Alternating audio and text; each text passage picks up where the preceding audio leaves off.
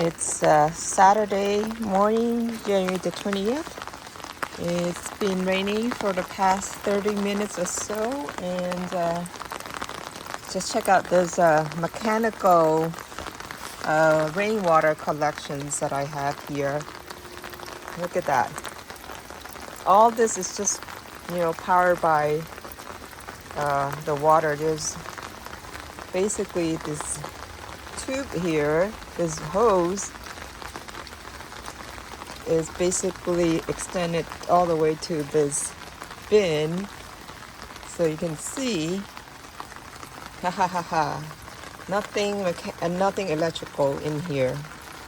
So voila, you see the rain water. So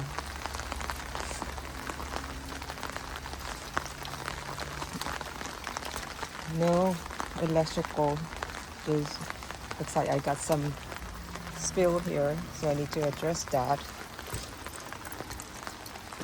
And then this beach umbrella is, you see the rain on the beach umbrella is protecting the mango trees from the rain.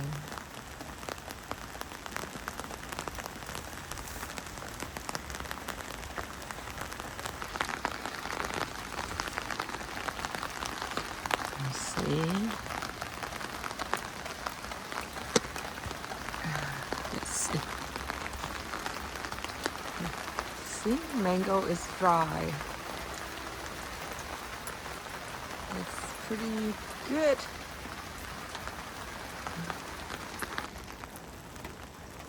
There you go.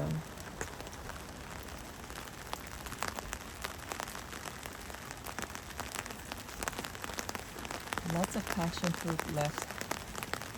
Still need to harvest some more. I think some of them are turning purple too. So more passion fruits coming after the rain's over. Okay, so you can see I have two Cherimoya trees here. This one and this one. So you can see that I think there's about maybe 3-4 foot between the two trees, and I dug a little more into the soil, and you can see the layers up on top. The dark black area is where the water, the rainwater for the past few months got saturated into, and then below that the gray part is the soil that did not have any water got to it, the rainwater. So you can see same thing you see here throughout the area here. So basically I had wood chips piled on it maybe 7-8 years ago. So now they become soil. So they got decomposed and become soil, and then even with all the rain that we got, it's really dry at the bottom.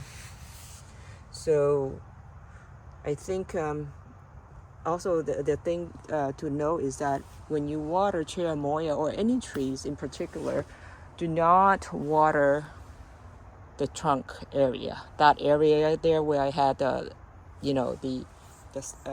bottles and all that stuff open up. You want to keep that area dry, because if you water that area too much, it basically will cause root issues problem.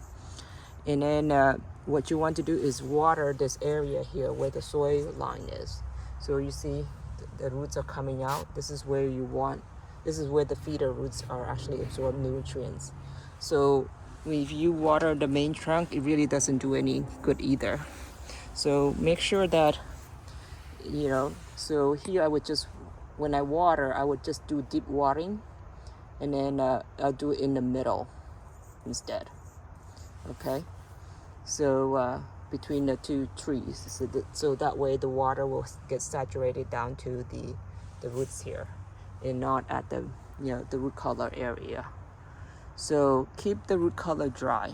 I guess not, I guess all the farmers, the Cherimoya farmers don't want to share the secrets, because or the seller of plants, they don't want to share this information because they want your tree to die, and then you can buy more plants, right? So right now, very important, keep especially for Cherimoya, keep the root color exposed, the roots, and then basically make sure that it's dry as well, and then water where the root, these smaller feeder roots are. So these are the feeder roots that will absorb nutrients and water up to the tree, not the trunk area. So the trunk area where the root color is more to keep the tree stabilized.